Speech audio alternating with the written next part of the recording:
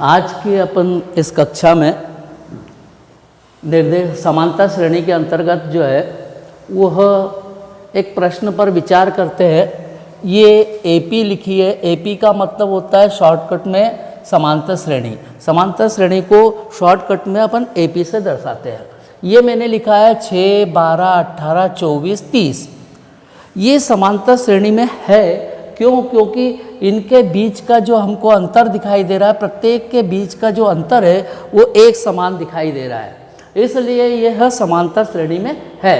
अब इस समांतर श्रेणी में हमको 4 बातें ध्यान में आती है। नंबर 1, प्रथम पद।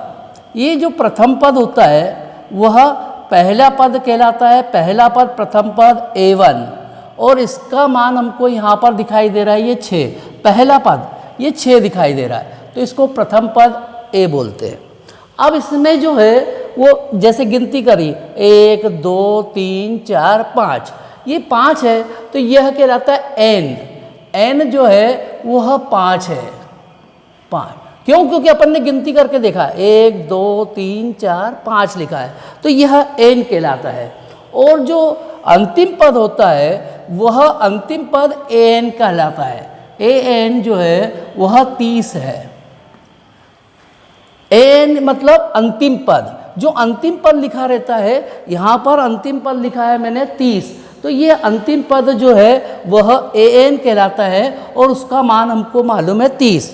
इसी तरह से इसमें एक चीज़ और होती है, इसमें 4 चीज़ होती है। पहला A1 प्रथम पद, फिर N मतलब पदों की संख्या, इसको पद की गिनती भी बोल सकते हैं, और तीसरा होता है अंतिम पद का मान।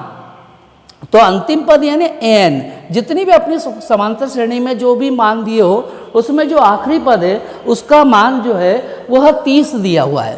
फिर इसमें एक और चीज़ होती है सार्वांतर। सार्वांतर जो है वो सभी जगह पर एक जैसा होता है, इसलिए सार्व यानी सब जगह पर एक जैसा हो उसको अपन बोलते हैं सार्वांतर। ये जो सार्वांतर है इसको हम D से दर्शाते हैं, और यहाँ पर सार्वांतर आपको दिखेगा A2 माइनस A1। ये सार्वांतर जो D है उसका मान निकालने के लिए अपन ने लिखा 12 ऋण 6। 12 में से अगर आप 6 को घटाएंगे तो यहाँ 6 बचेगा। इस तरह से इसका सार्वांतर आया 6। इसी तरह से इसमें जो है सार्वांतर और भी निकाल सकते हैं। सार्वांतर इसी श्रेणी में हम 2-3 जगह का सार्वांतर निकाल सकते हैं। जैसे A3 माइनस A2। A3 का मतलब हुआ अपना तीसरा पद 1, 2, 3, तीसरे पद का मान है 18, ऋण A2 का मान जो है दूसरा पद, दूसरे पद का मान है 12, तो 18 में से 12 को घटाया तो भी 6 बचता है। मतलब सार्वांतर जो है वो सब जगह पर एक जैसा आता है।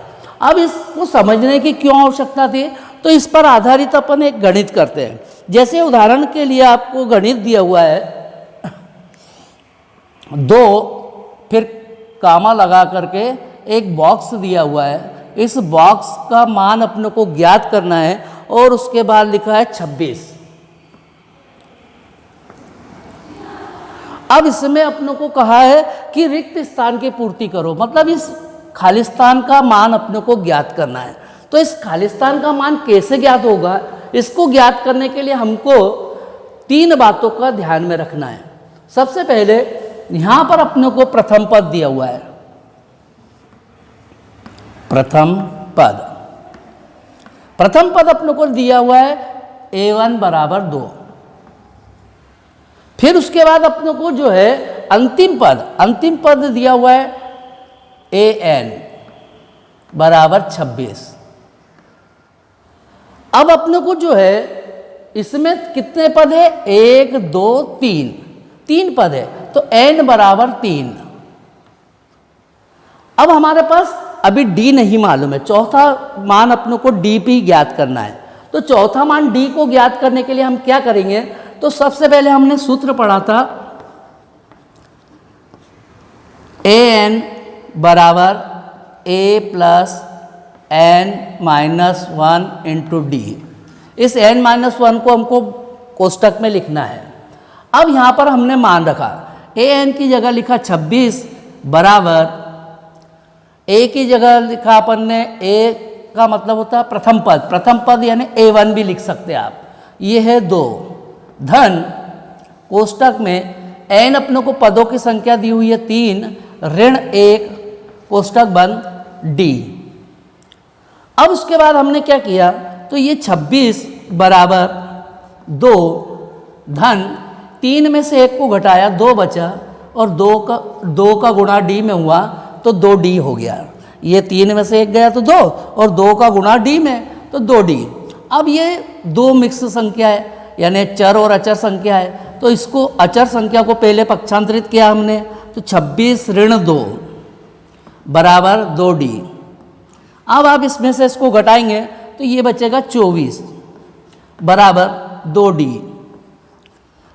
इसका 2 का पक्षांतर किया तो ये बटे में गया तो 24/2 बराबर D। इसको काट दिया हमने तो 12, तो D का मान हमारा आया 12। अभी ये D का मान आया है। अब अपने को जो है दूसरा पद का मान ज्ञात करना, पहला और दूसरा पद अपने को मालूम नहीं है, तो दूसरे पद को ज्ञात करने के लिए क्या करेंगे, तो हम दूसरे पद को ज्ञात करने के लिए 2 तरीके हमारे पास। पहला तरीका अपन अपनाते हैं दूसरे पद का मान ज्ञात करने के लिए, तो इसी सूत्र से हम दूसरे पद को ज्ञात कर सकते हैं। जैसे an बराबर a plus n minus 1 into D, ये सूत्र है। सूत्र में an मतलब दूसरा पद याद करना है, a2 लिख सकते हैं यहाँ, इसको ज्ञात करना है।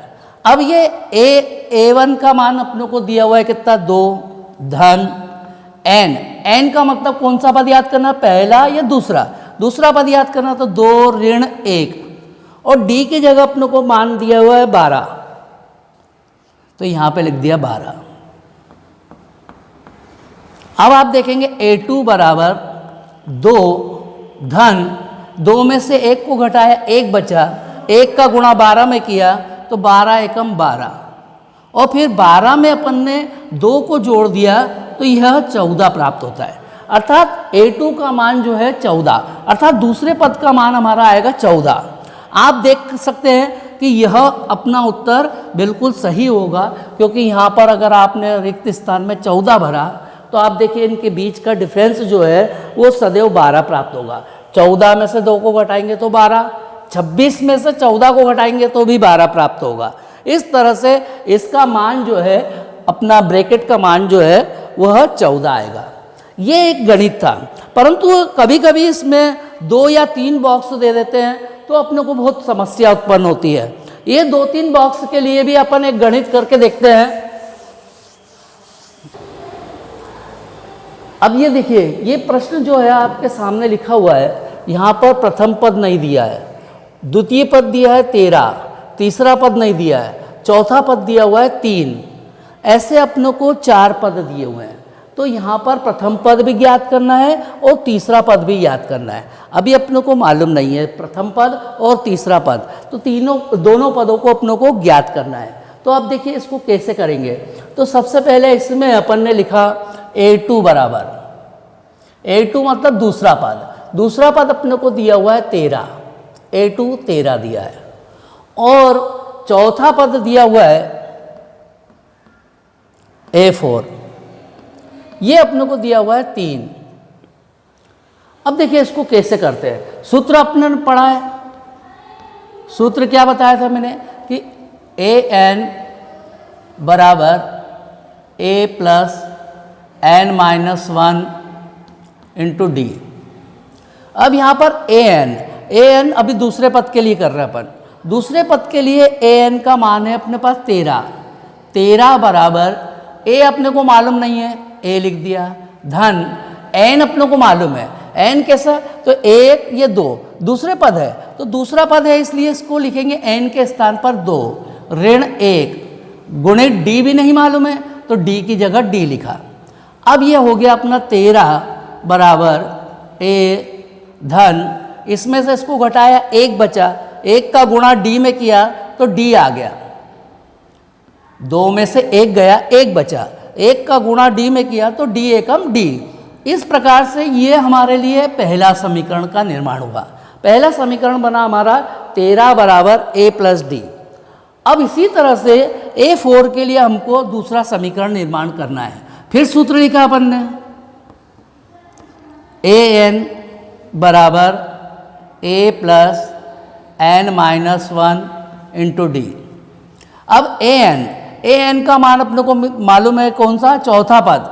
चौथे पद का मान अपने को मालूम है 3 बराबर a मालूम नहीं है, प्लस n अपने को मालूम है कौन सा पद है ये, 1 2 3 4 चौथा पद है, इसलिए यहाँ पर लिखेंगे n की जगह पर 4 ऋण 1 और d। फिर 3 बराबर a धन 4 में से 1 को घटाया 3 में d का गुणा किया तो 3d। ऐसा करके ये हमको दूसरा समीकरण प्राप्त हुआ। अब पहला समीकरण और दूसरा समीकरण, इन दोनों समीकरणों को हम विलोपन विधि से हल करते हैं। विलोपन विधि आप सबने पढ़ी है, तो इसको ऐसा भी लिख सकते हैं अपन कि समीकरण 1 व 2 से अब समीकरण 1 व 2 से तो ये लिखा अपन ने a प्लस डी बराबर 13, ये हमारा पहला समीकरण। दूसरा समीकरण है हमारे पास a प्लस 3d बराबर में 3, ये दूसरा समीकरण। अपन ने विलोपन विधि में देखा था कि अगर मान लो दो अज्ञात राशि है, उसको ज्ञात करना हो, तो हमने देखा कि इनके गुणांक समान है। जब गुणांक समान होते तो घटाने की प्रक्रिया करते, चिन्ह भी समान होते, तो यहाँ चिन्ह समान थे तो धन का ऋण कर दिया, इस धन का ऋण कर दिया, इस धन का ऋण कर दिया। अब आप देखेंगे कि ये a से a कैंसिल हो जाएगा, यहाँ पर आप बचेगा ऋण 2d बराबर, यहाँ 13 में से आप घटाएंगे 3 को तो बचेगा 10, और इसलिए d बराबर हो जाएगा, d बराबर अब अपनों को लिखना है तो d बराबर आ जाएगा 10 बटे ऋण 2, और जब 10 बटे ऋण 2 को कैंसिल करेंगे तो d का मान हो जाएगा ऋण 5। ये हमारा d आ गया। अब d को ज्ञात करने के बाद हम समीकरण 1 में मान रख सकते हैं, तो यहाँ लिखा समीकरण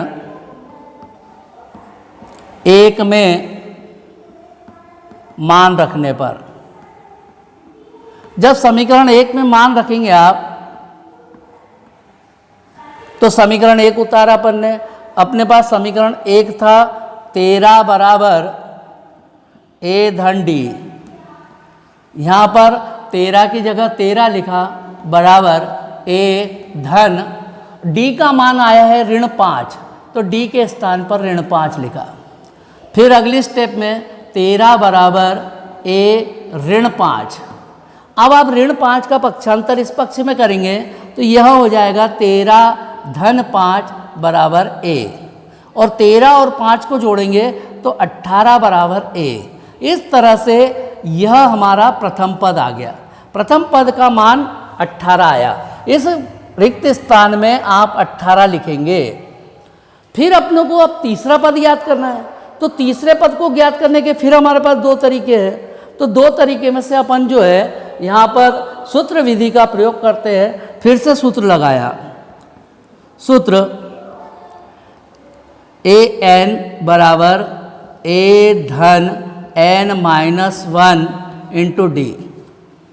अब यहाँ पर a3 का मान ज्ञात कर रहे हैं, तीसरा पद याद कर रहे हैं, तो a3 बराबर a की जगह लिखा अपन ने 18 धन n कौन सा पद है, पहला दूसरा तीसरा, तो तीसरा पद लिखा है यानी 3 ऋण 1, और d का मान अपने को प्राप्त हो गया ऋण 5। अब इसके बाद a3 बराबर 18 धन इस 3 में से 1 को घटाया तो 2, और उसका गुणा हो जाएगा ऋण 5 में, और जब 2 का गुणा होगा ऋण 5 में तो यह प्राप्त होगा ऋण 10, और जब 18 में से आप जो है 10 को घटाएंगे तो बचेगा 8, अर्थात a3 यानी तीसरे पद का मान जो है वह 8 आएगा। इस तरह से इस प्रश्न का जो है ये रिक्त स्थान जो है वो यहाँ पर 8 आ जाएगा। अब इसके बाद आप देखेंगे तो इनके बीच का अंतर देखेंगे तो 13 में से 18 को घटाया तो ऋण 5 बचा, 18 में से 13 को घटाया ऋण 5 बचा, और इधर जो है इधर इसमें से इसको घटाया तो ऋण 5 बचा। इस तरह से सभी दूर इसका सार्वांतर एक जैसा आता है, अर्थात हमारा गणित पूरा सही है। ये गणित थोड़ा सा कठिन होता है, 2 बार समीकरण बनता है, विलोपन विधि भी लग जाती है, तो थोड़ा सा इसको 1-2 बार वीडियो को देखेंगे तो आपको ज़रूर समझ में आ जाएगा।